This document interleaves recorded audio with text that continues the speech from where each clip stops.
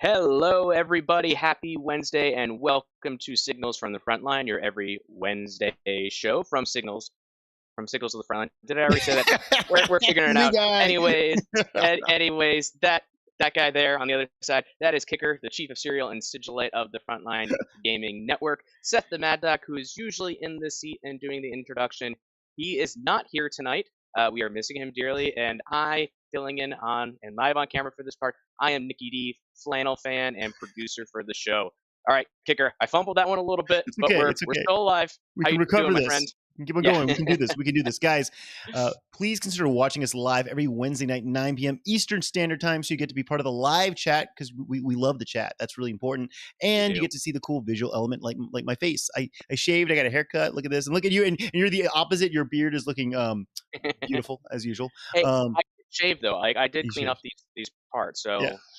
there's a lot of extra that I Right. didn't take. People can look at our beautiful faces, but they probably want to see my hobby progress. Maybe they want to see my hobby progress. I don't know. I'm proud. Do you know what that is? That is Age of Sigmar, people. Nicky D, do you want to describe what I've spent the past week painting?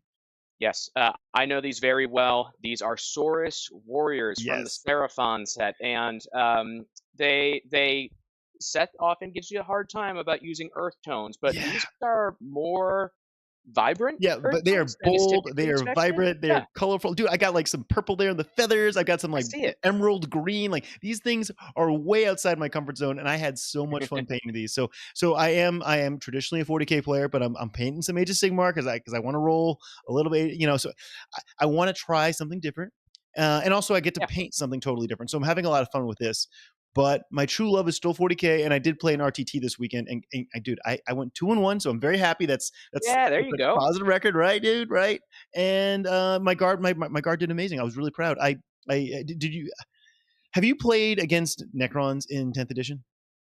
I have. I played July. I played an RTT, Yeah. and I played Necrons on tap table. Lost in that game. They're So kind what of kind of brutal, but list I was that? think Was that the stereotypical Necron list you lost to? A lot of it warriors or was. whatever.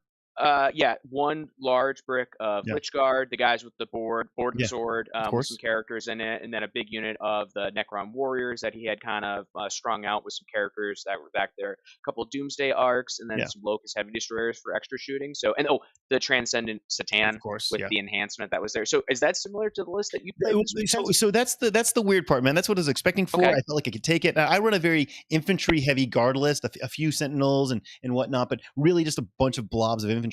And round one, guess what I was against? Necrons, and I was ready for it. But it wasn't the list that you and I are more familiar with. It was Okay. 2 monoliths, and I'm like, whew, Not one, but two. not one, but 2. And my army is just not designed to take down, T14 durable things like that. And definitely not 2 of those. So I played around it, and you know what? I won that round. I played for the mission.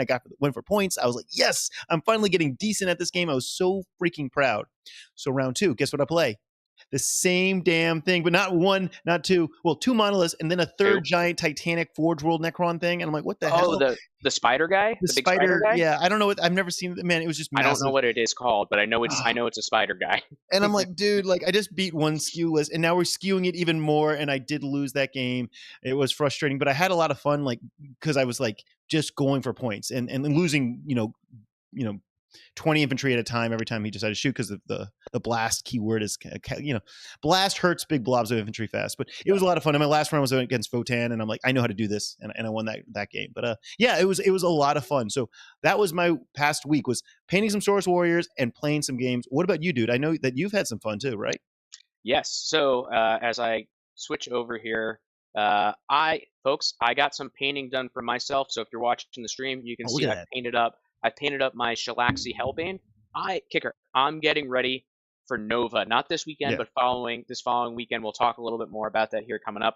I saw Dean in the chat was already asking who else he is going to see at Nova. And I Yeah. know Dean has been working on a new display board. We know Dean from the FLG events, and he's always one of the top competitors. Not necessarily in the games, although he is a good player, but he's He's a one of good the player. top competitors for the hobby track. Yeah. So I know going to Nova is a really big deal for guys like him. But for a guy like me, I sat down for about an hour on Sunday to paint Shalaxi Hellbane. Look at that. Though. And yeah, really what I did, I know folks are probably familiar with slap chop as a painting method. So right, you prime black, you dry brush, and then use the contrast paints. I did not do the contrast paints part. Instead, what I did was I brought out my airbrush Oh, fancy. and yeah, did the rest of it, that way. And even some of the small parts, I didn't use any tape or putty. So Wow. it's a little bit of kind of some of the blended lines that are there. I'll probably go back and touch it up a little bit, but for the purposes of Nova, Shellaxi is done, Yeah. based, finished, and feeling good about that. And then, so the only thing I have left to paint for Nova is the Changeling, and that's just one little small model. I'll be able to knock that one out in one Yeah, yeah, night, yeah. so no big problem. And then Seth is not here, but I did go see Oppenheimer on Friday. All right, good job. So Oppenheimer was great. I texted Seth because he wanted to report. So what I'm going to tell everybody here, I think Oppenheimer is the best Christopher Nolan film since The Dark Knight, Ooh, which is a while ago. Christopher good Nolan's word. had some other films in between, Yeah. but I thought it was his best film since The Dark Knight. Really, really good. Seth gave me the permission to say on stream here in front of the whole internet that is the correct answer, and that I am right in that assumption. So it was a good time. I had a great weekend. Nice, dude. Nice, nice. I'm thinking Shellaxi would be a great name for a dog, by the way. Just throwing that out there. Like your shellac. Okay, anyway, let's talk about some news really fast, guys. Let's do it. GW's got a few things coming up. First of all, we know there's a giant GW preview taking place during the Nova event next week, and we've gotten this little teaser here of an Auroch boss here. This is an Age of Sigmar model. He's looking pretty sick, wielding 2 close combat weapons, kind of some face gear. I don't know how to describe it. It's just a face gear vest thing. You know what the mask reminds me of? It almost, if you zoom in, folks, take a look at this. It reminds me of Bane's mask. Oh my gosh, I thought the same thing. Batman. I thought the same thing. Yeah, Batman, Bane. No, so you can picture Tom Hardy doing his voice. Right? That's just Bane Orc now, I guess. So we know we have this big preview next week. We're seeing this little teaser here. We're seeing some. I am not allowed to speak, but what do you think? What do you think we're going to see next week, man? Well, first, Kicker, that might be the biggest challenge of your life, to not speak for an amount of right, time. Geez, I cannot shut the hell up. So I'm being careful. But what do you think we're going to see at these big previews? I mean, we know that it's going to be 40K, Age of Sigmar. But I think pretty much every major game system is having a reveal. It's going to be next Wednesday night as well. Yeah. Pretty much every major game system. I think the obvious choice for 40K is for the Battle of Olive Garden. Yeah, a battle. Yeah, that's we already got the Tyranids. So yeah. I am fully expecting that we're going to get Space Marines as a reveal. That being said, we are going to have a couple of fall releases that Games Workshop has publicly already talked about. So Kicker not sharing anything that hasn't been shared publicly, right? But they've already said that AdMech and Necrons are going to have codexes this fall. So I wouldn't put it out of the realm of possibility that maybe we get a sneak peek at what they might get for new models, if they're getting new models as well. For any of the other game systems, I mean, Blood Bowl and some of the other small skirmish games, we're going to get new kits. I have no idea what the heck that they're going to be. Just hopefully they look cool. Tell us what you think in chat. We're curious to hear your guesses. All right, we do know what's going up for this weekend though. Pre-orders are the new Age of Sigmar army set. This is that new starter set that has the codex in it and a bunch of those brand new shiny models, the totally redesigned, let's just call it New Empire, the Cities of Sigmar army, and they are sexy. We always talk about how beautiful Age of Sigmar models are, but it's like, how do they make, your classic, I guess, fantasy, swordsmen, humans look different? And they did it. They accomplished it. They made them look different and cool. And I mean, I know that you were talking about them, Nick, earlier tonight. Like that's an army that the aesthetic is speaking to you, right? I mean, that's just it's cool. It's a classic, and it is an item where I think all of us as gaming nerds, like, we love to see cool stuff that is inhuman. Yeah. So things are the actual human factions, like, they got to be done really damn well to get people to buy in. And Empire in Warhammer Fantasy, or the old world, is and was a very popular faction. Brings in some element of steampunk, but some element of royalty that's there from it. This model range and everything that we've seen so far, I think, does a fantastic job of blending those elements, being something that is familiar, but at the same time something that's a little bit foreign and unique. So I think I've shared before, my brother, growing up, when we played fantasy, I was a Skaven player because they're the best. He was an Empire player, and I've sent him some of the pictures, and he just keeps looking at it being like, yeah. But if you look at these models, right, if you look at the helmets, for example, or you look at even the shields, like, they're not distinctly to any one realistic, I guess, region of the world, right? These are created styles like this. I mean, they might have some hints of, maybe Germanic or whatnot, but in general, the entire aesthetic of the armor and the style of this is just so freaking cool. It's so unique. I really do really have to applaud GW because they were creative. They pulled it off. I am still not so sure how I feel about the ogres carrying a tower with a little dude in the back. Like that's one of the models they previewed. It's basically an ogre with like a sharpshooter in a tower. I don't know. It's a little weird, but I think it's cool. Did you see the cannon thing? That's awesome. They've previewed that. That's not coming in the box set. The box set is like the sword and board guys and like I think cavalry. I think it's the knights. I mean, Kicker, let me ask you a question. Yeah, shoot. You're an Imperial Guard player for 40K. Mm-hmm. I mean, if base sizes are relatively the same, like some slight conversions and modeling for some of that Cities of Sigmar stuff would be an awesome oh my gosh, for a mortar or something like that. I know, right? Oh, yeah. I mean, I've definitely thought about putting like as my company commander, one of my HQs, just to swap it out, changing one of my Kading Castellans from 40K into the leader of this Age of Sigmar. I guess it's in the box set I was looking at. I'm like, oh, this is gorgeous. Okay, we need to stop talking about this. We should also talk about the Vanguard, though. The Vanguard Seraphon box set. This is that new box set that they're releasing this weekend. This has got those new warriors I've been painting, as well as I think the big giant ones, the Croxigars or whatever they're called. Yes, the Croxigars. And the Carnosaur, yeah. So it's got all the cool big dinos that you know and love. So that's another one of those great value box sets. But guys, we know you don't really care that. I mean, we all enjoy Age of Sigmar. It's fun to look at, but we got to get to the real meat and potatoes here. This is the nerd news, and Nicky Dee, you got to take it away, man. I know you're excited to share your thoughts on a particular little series. Yeah, well, we were talking just before about Cities of Sigmar, which is the old Empire in Warhammer Fantasy. But what about the Empire in Star Wars and the New Republic? Oh, look at that. There we go. Well done. So we've talked about it. Star Wars Ahsoka, which was set for release today. They actually moved it up, so it became available at 9 p.m. Eastern on yesterday, Tuesday, August 22nd. My wife and I had a countdown where as soon as it hit 9 p.m. and she was watching a baking show, and it was that sort of thing where it's like, hey, when it's coming to 9, like we both agree we're switching, and it was like, all right, 2-minute warning.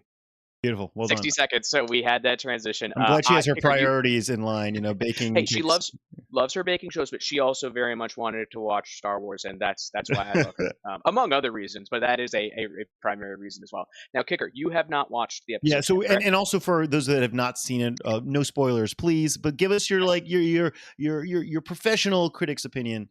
Because there's 2 episodes, right? We got 2 episodes in. Two episodes. I don't know. I actually don't know how many episodes are going to be in the season, but the first 2 episodes were released, and it will be an episode on a weekly basis that releases Tuesday nights going forward until the season finishes. I really loved the first 2 episodes. My spoiler-free review of it will be that if you know the Ahsoka character, even if you've just been introduced to Ahsoka from the Book of Boba Fett and The Mandalorian Season 2, you get a bigger taste on her character, who she is, what she is. But it really helps if you have watched Star Wars, the Clone Wars TV series, and/or especially Rebels, the TV series. And both of those are animated, right? Those are both of those are animated. Yep. There's a lot of characters in this series that are live action for the first time that are especially from Rebels, the TV series. I have not watched all of it, so I'm familiar with the characters, but not fully familiar with their characters.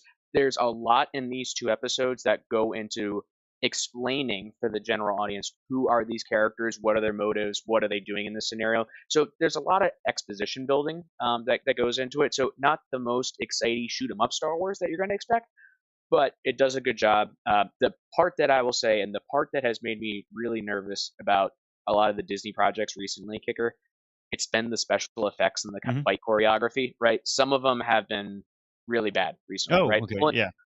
Pulling no punches, right? Yeah. That was the part that worried me about this series, and they made changes. I thought the fight choreography was really, really good, was really solid. The CGI was like, there's things where it's like, obviously you're seeing a spaceship through space. It's a spaceship, it's CGI, right? But there's not any of the stuff where you're watching it and it looks like it's from a 1995 video game level. Okay, good. So that part to me, story was good introduction for the characters, fight scenes were good, CGI was quality. So for me, 2 thumbs up, great start. All right, I'm going to ask a really hard question, and you might not have an answer, but this is something that I love from all basic Lucas properties. I guess all Star Wars films, right? Is how was the sound, the music, the background music? I mean, usually, or even the sound effects alone are usually amazing. Did Yeah. that is that do we get something there? So like Boba Fett, I, you watch Book of Boba, Mandalorian. I mean, they have like the yeah. unique, vibe. Is there something like that for There's Ahsoka that we're gonna get to keep? admittedly not anything No, that I noticed on the first 2 episodes, but that might have been just my other excitement. yeah, I mean, I really love the Ahsoka character from the Star Wars, the Clone Wars series. yeah, yeah. She is one of my favorite characters in Star Wars. And then the part that we know, the villain, the main villain for the series is going to be Grand Admiral Thrawn, Yeah. who I have talked about in prior weeks. So I was pretty amped You're up for focused on watching that, the yeah. first 2 episodes. So the sound part of it, admittedly, Yeah, it's a great call out, but it yeah. was not top of mind No, for that's me. okay. If you That's okay. got one That's more. okay. Okay. Well, I do need to ask one other thing then. I have not watched it. I'm going to watch it probably maybe one episode tonight, one episode tomorrow. I'm going to be watching this. Easter eggs. Do we know if there's Easter eggs to look for? Because that's always fun, right? Or is it's too fresh? Maybe people haven't even had a chance to discover these. There are definitely Easter eggs, Okay, cool. but a lot of them are tied to the Clone Wars and Rebels Okay. TV series. Okay, cool. No, that's good. That's good. All right, guys. Looks like this is what you need to watch this weekend. But I think we have one other thing that's near and dear to your heart. Maybe even nearer and dear. Is that a word? Is dear a word? I don't know. We're just going to go with it. That's very Yeah. important to you as well. What is this one? All right, folks. I'm going to say 2 words. If you know what it means, you know what it means. Musta Crackish. If you know what that is, you know what it is. No, I have no idea. Specifically, I had to ask Kicker folks before if you knew what this is.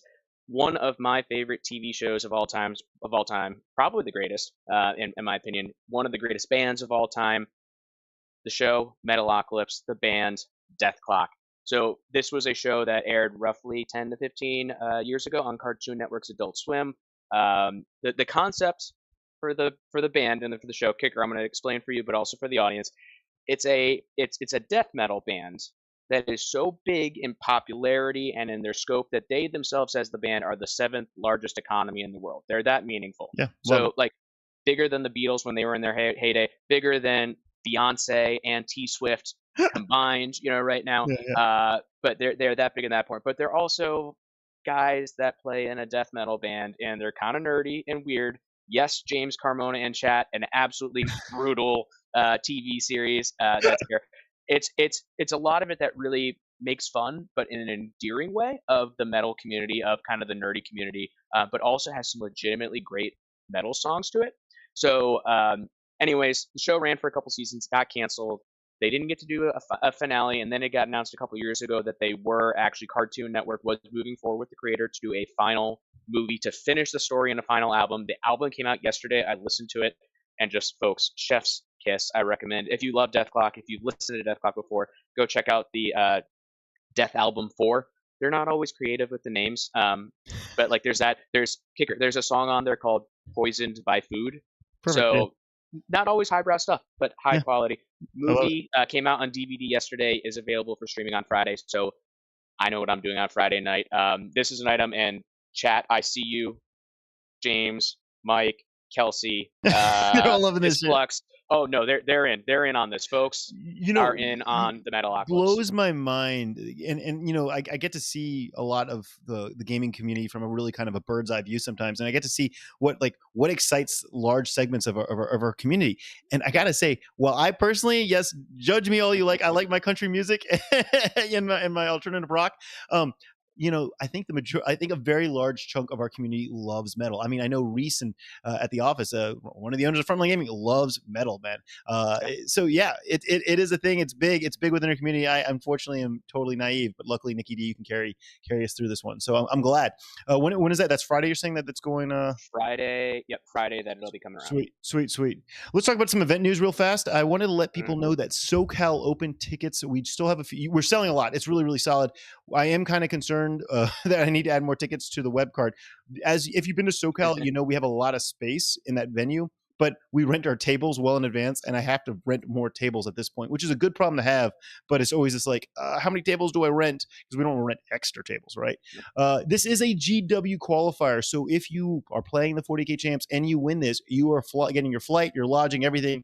So you get to go. If you're a California native and you win this, you are going to the Atlanta trip. Where the Atlanta GW event. We're flying you there. You're putting you at the hotel. You're obviously your event ticket is covered as well.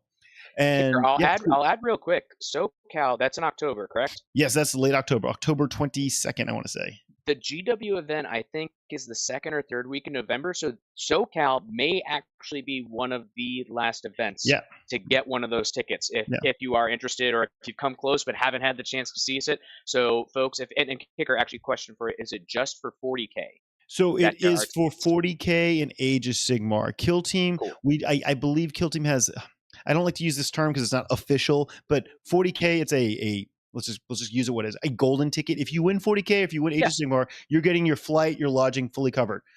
If you win, I believe Kill Team, and don't quote me on this, I got to check, but I believe for Kill Team, it is your event ticket is covered, but you have to cover your own transportation from theoretically California or wherever in the world you live to the event. We also have, of course, Star Wars Legion, which is a very large event there. Star Wars Legion in California is pretty damn big, man. I'm always blown away. Yeah. Oh, and we're going to just dovetail really nicely into LVO. Guys, LVO, Shatterpoint is this brand new game. First time ever we're doing Shatterpoint at LVO. It's this new game system that wasn't even around this time last year. Right. Shatterpoint, it's an after hours event, so it's at night. It's sold out. Like, just what the hell? We don't yet. So we're like, okay, geez, I guess this thing's a popular game system. So after hours is so that you could go play 40K all day and then go play a round or two of Shatterpoint. The tickets are a joke of a price. It's just a way for us to keep track of how many people are playing so that we have enough terrain and whatnot. But the idea of these after hour events is that you could go play 40K, Age of Sigmar, Kill Team, and then go play something kind of different. We also have like the Night Joust as one of the after hours events. So if you have like a Gorkanaut or a Knight Lancer now, and you just want to literally go and play this fun version of 40K. Wraith Knights, I hear they're pretty popular. There might be people with Wraith Knights at LVO anyway, so hey, why not? We don't use that word Wraith Knight around here. Thank you very much. And this is really kind of cool. I had a very long call with GW earlier this week, and I'm very pleased to say officially, we will have the big GW preview at LVO. And more importantly, or I guess very importantly, is that GW will have their rules writers roaming the halls during the 40K champs, taking notes. Fantastic. So if you're playing at 40K, you will be impacting the world of the competitive scene, because they will be there using our event to kind of determine how the rest of the season, the rest of the 2024 year goes. So yeah, that's always exciting. Okay. I think it's time for our signal short. We time for a signal short? We want to do this? We do, Kicker. Yep. So real quick, our signal short. Folks, if you don't listen to the show, this is the part where I give us, as the host, a quick question that we have to answer, usually something spur of the moment. So Kicker, as he's taking a drink.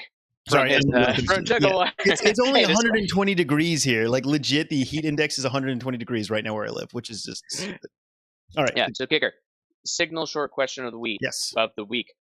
What 40K model or member of a 40K unit would you be able to beat in an arm wrestling contest? I legitimately do a lot of push-ups every day, and I work out. Like, I could take on most units. I mean, come on, Space Marine, I got you. But realistically, let's just take on a Grot. Like, there we go. Easy victory. I have no shame. I don't mind picking on somebody weaker than me. What about you, dude? Yeah, Kicker, I'll say you're definitely in better shape than I am. Anytime I feel like half the time I'm talking to you, you're actively on a run or just got back from a run, and meanwhile it's like I'm eating another brownie that's here. But anyways, no, it is because I'm actually a puppy dog and I need to be outside moving around, or else I'm peeing in the corner and tearing up throw pillows. Like, I have to be outside. So yeah, sometimes I'll be calling you and Seth while I'm running. So I apologize. Yeah. So guys, when you see Kicker at LVO, don't rub his belly because he might wet the carpet there. But anyways, as it goes, a 40K model or part of a model that I would be in a arm wrestling. Give me a single Nurgling. Nurgling. One, they're gonna be slimy, but I can beat them in arm wrestling. You see, I'm going to challenge you. I think I had the better answer because yes, Grots are weak, but I don't think Nurglings are really weak too. But I feel like just touching a Nurgling, I'm going to get some sort of weird infection or disease after that, and I'll just be regretting it. Yeah. Cool. Well, hey, we should jump into our main segment now, right? Should we talk a little bit about what's happening with with painting. That's we're just going to Yes. touch briefly on this. We don't need to go super in depth, but I think it is kind of an important thing as people are gearing up for the tail end of 2023 and how to get their armies ready. Yeah. So, Kicker, let's actually start off here. I'm going to change what I have in the script here a little bit. Let's actually start off with the community poll Okay, aspect of it. I like it. Let's do it. So, folks, if you're listening to the show either on YouTube or live or on replay, or if you're listening to it as a podcast, we always recommend that you join the Frontline Gaming Facebook group, where we will put up some polls, engage with the audience, Kicker get some feedback for the events. But one of the things we do is always put up the poll to find out, hey, well, guys, what are you thinking about these topics, and what are we actually doing? So the poll for this week is, how much does it matter for an army to have the right paint scheme when you're playing the game? So really, this was an item where, Kicker, I think if we had asked this question 2 or 3 years ago, it would have been perhaps more controversial when there were multiple detachments, right, where you could have Ultramarines and White Scars, in one army together, right? It was a lot more contentious that was then. But really, as it goes through this poll, 61% of the people just said, hey, paint how you like to paint for your models. 29% of people just said, just make everything consistent, so that they can clearly identify what's there. There's a couple other options that are, just really smaller, but I think it's generally the community as a whole. And Kicker, after I make this point, I'll kick it over to you for your thoughts as an event organizer. But generally, folks, as long as something is painted and there's an intent, and it's clear what is what, they're pretty accepting of how things are painted on the tabletop. I think that's what the poll seems to indicate. Yeah. But what have you seen as an event organizer from your time at FLG and maybe even your own experience prior to that? Yeah, I mean, we're really flexible at FLG, especially in the newer edition where we just want people to have armies that are relatively ready for the tabletop. We can kind of crack down a little bit more towards the end of a season when people should usually have armies ready. But in general, if they're painted and it's not overly confusing, we'll go with it. Some organizers are a little bit more rigid that they all have to be based the same or something like that, or it can't look like Borrowhammer, right? Like we're pretty lenient. If you need to, if you're running a new list and you need to bring in some stuff from your friend and they're not painted the same shade of yellow or something stupid like that, like we're probably going to let you fly. I personally, man, I don't want to confuse my opponent, because I just think that's an unfair advantage. And also I don't want to confuse myself. Like I want to be able to look at the table and have a relatively decent idea where my own stuff is going. So yeah, you want your stuff painted so it makes sense.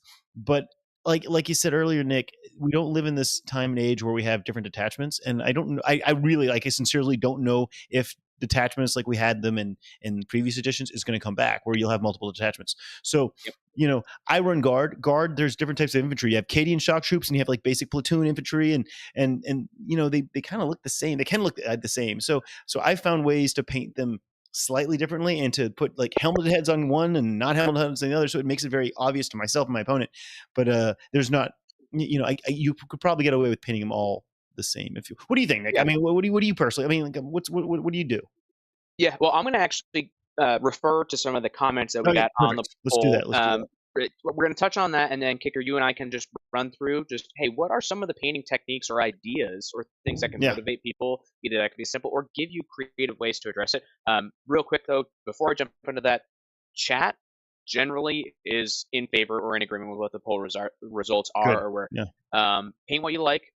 Dean points out that it is always better to play a game win or lose versus a painted army than something that's gray plastic just because it's hotness, right? No, that's so important, right? Because we're playing an immersive game. We're not playing, a board game. We're not playing an online game. We're playing a game with little toy figures, miniatures, in ideally a setting that's a beautiful Frontline Gaming table with beautiful Frontline Gaming mats. Like, it's really immersive, and it is so distracting when you have those models that aren't painted. Like, it just destroys so much of that enjoyment of the game.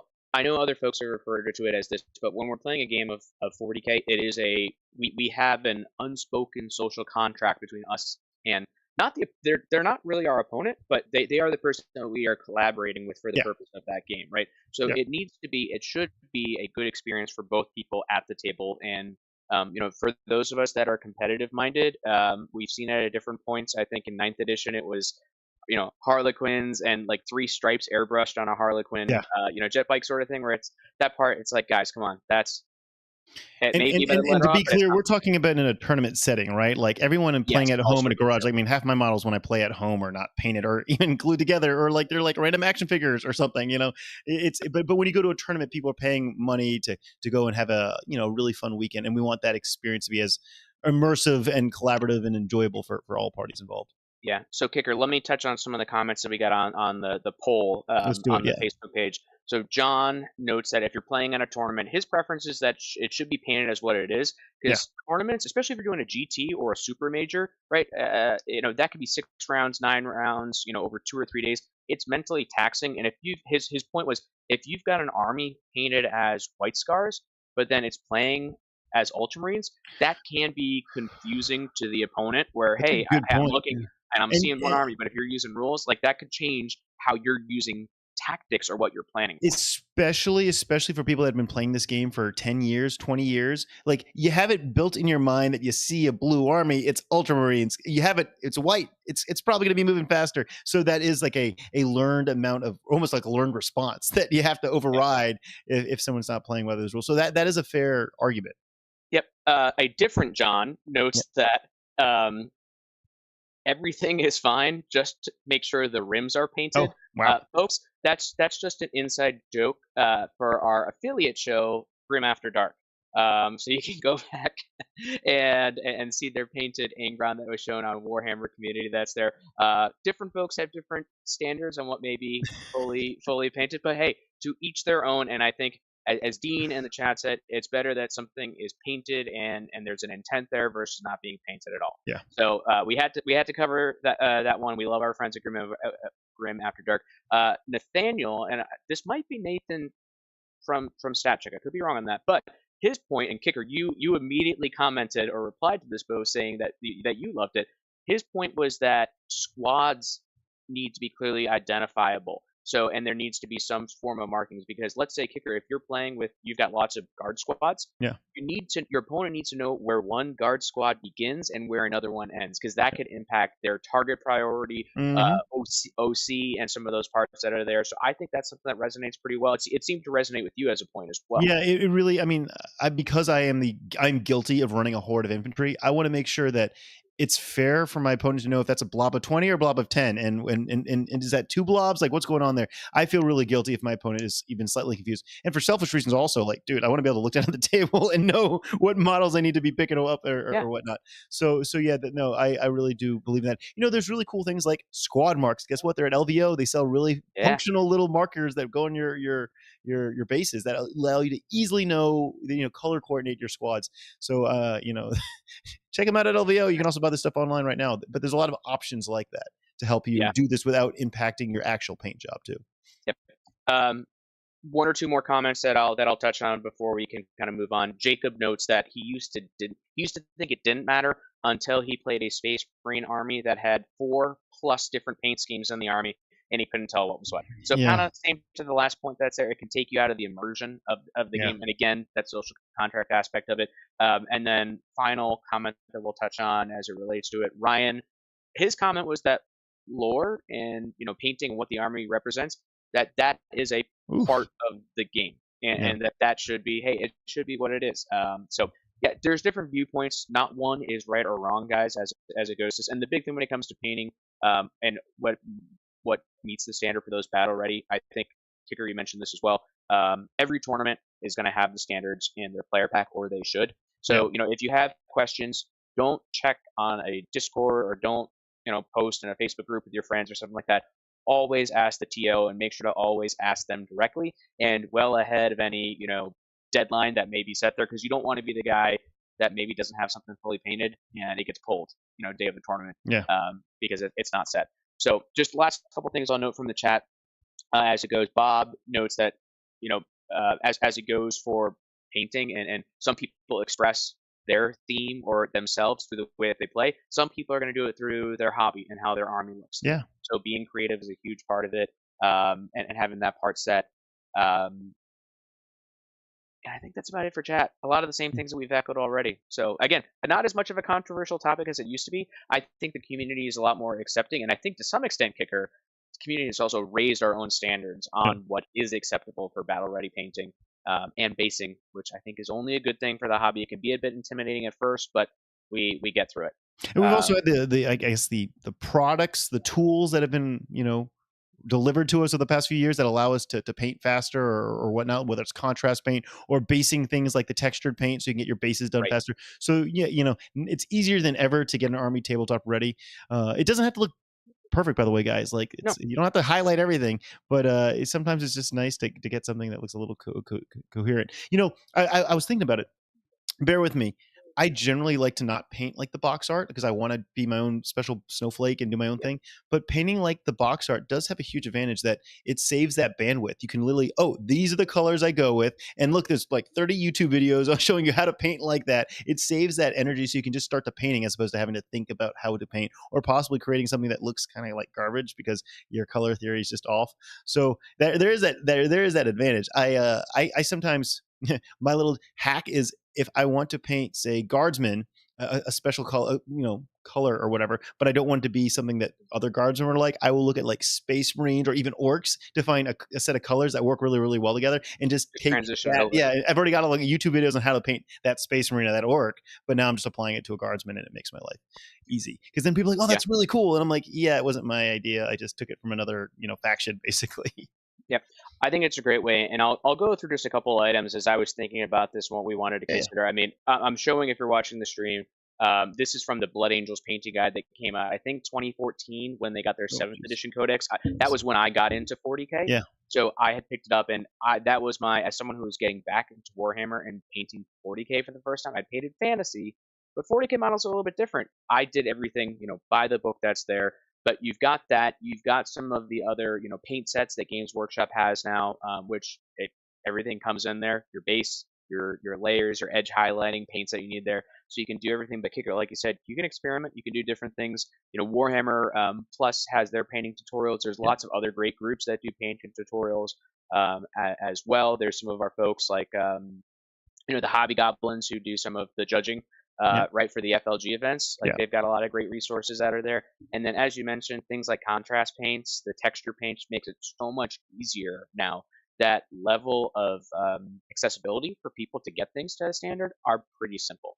But Kicker, when it comes to painting armies, there's always the cheat. And I use this in quotation marks. Okay. Using an airbrush, right? That's like I said. I painted my Shalaxi Hellbane this weekend almost exclusively.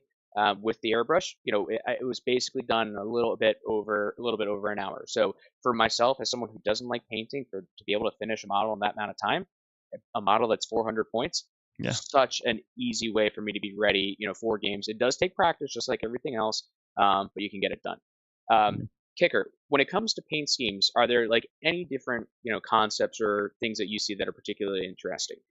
Yeah, I mean, so with me, I'm an outdoor geek kind of guy. I always like to take inspiration from what I see in the real world. So I don't paint like fake. I like to paint stuff that looks like it walked from the real world. Some people have this real talent for making something really pop and vibrant, almost look like comic book style, but I really try to make my stuff look naturally gritty and realistic. And so I will literally look at animals, or if I'm painting, like I did some like nature themed Eldar for a while. I'm looking at tree colors and stuff, like what shades are found on autumn leaves. And that really, really helps me with my Seraphon that I just painted.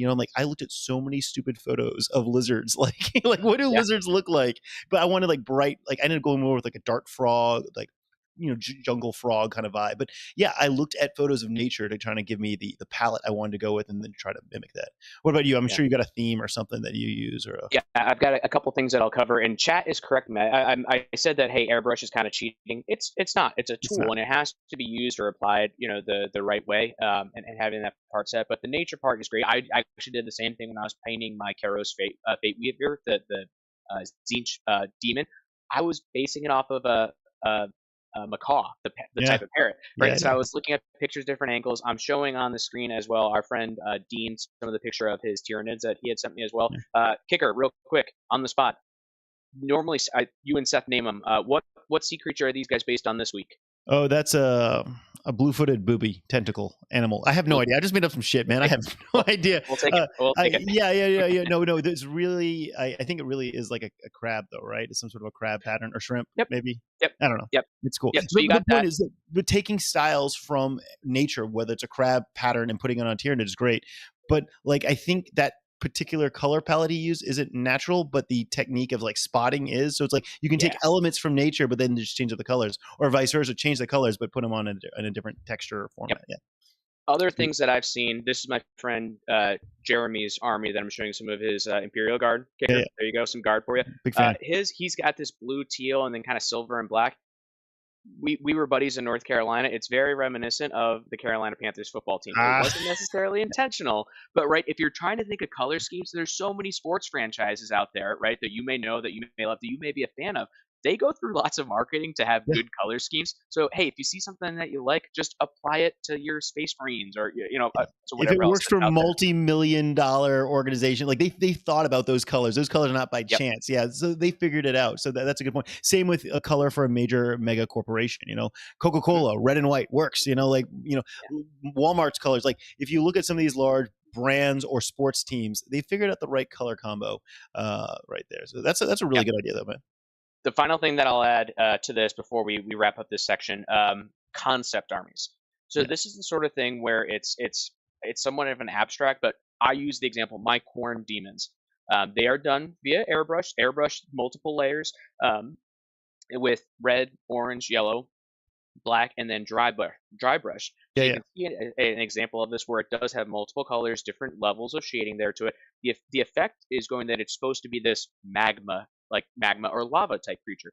They are Khorne demons, right? They are these creatures for the Imperium. So that sort of lava concept is one thing that you see. GW even has instructions for it on their painting app. Cool. Another one that's really popular is and this is the Age of Sigmar, but it's called the Stone Cast, where it's the Stormcast Eternals, but they're done almost like they're statues or weeping angels from Doctor Who. So you do them gray. You do a little bit of stippling, do a little bit of dry brushing so that they look like these stone warriors. So you get, they are fully painted, but it's this sort of thing where they're not layered and highlighted and I have this particular scheme, but they fit a concept. So when it's done well and done with intent, they can look really cool. They really stand out from other armies, and it's something that it's not for everybody. And some people don't like using that as a way of having it painted because it is a bit more fantastical, but we're playing a fantasy or future fantasy game, people. So to each their own. It's something that I personally like when it's done, and something that other folks can look into as well.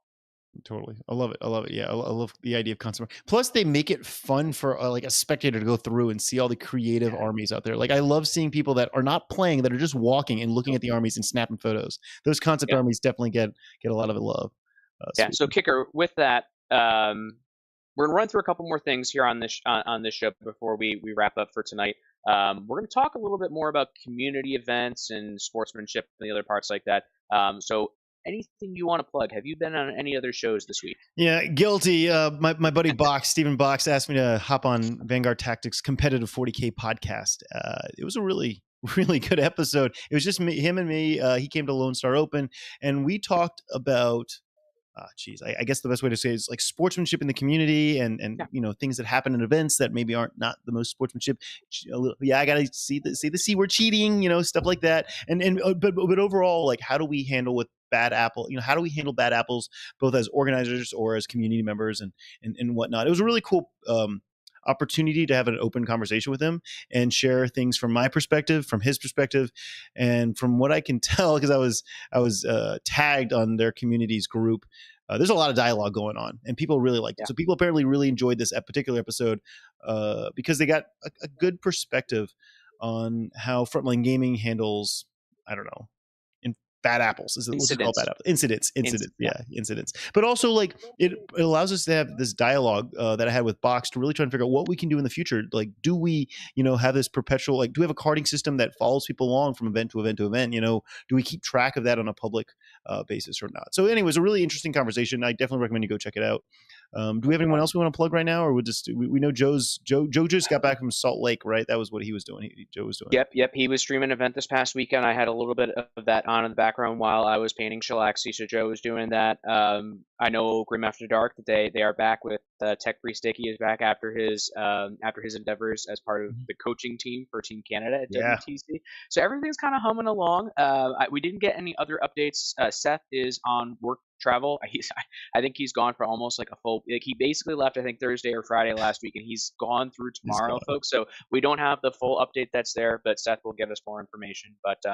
But yeah, so nothing else from the affiliate network at this point, Kicker. But before we wrap up today's show, we do want to chat more about other events. There's a lot of other great things that are happening in the community, and you've got some shout outs that you want to make sure that we highlight tonight. Yeah, I mean, guys, Frontline Gaming is of the community for the community, and like we always talk about our events, but we'd like to really start bringing in some other events and kind of telling people, hey, this is what just happened, or this is what's about to happen. Because there's a lot of great stuff happening in this community of ours. So like the Salt Lake Open just happened this past weekend. This was the second year that it happened, and guys, it was a success. It was, the biggest event they've ever had in Utah. So, kudos to them. Our buddy Mario, a very active community member, is kind of one of the guys spearheading that whole event.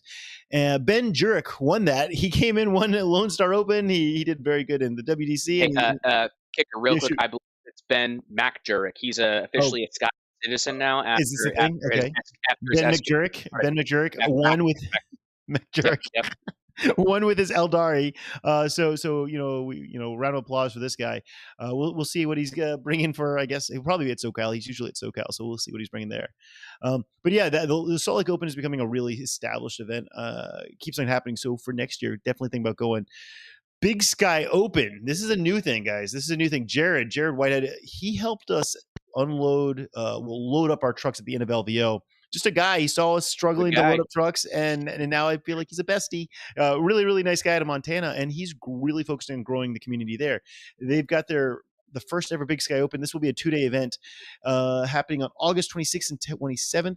Looking like they're going to have they've already got 32 players signed up for the 40K event, and there's other tabletop events as well as Age of Sigmar and Lord of the Rings. But this is cool. Montana doesn't have a very large population in general, and it doesn't have an it has not previously had a very large community of 40K players, but it looks like Jared is focused on making this happen, and they've got this official Big Sky opening taking place. So if you are in the area, Wyoming, Montana, that part of the country, please consider checking it out.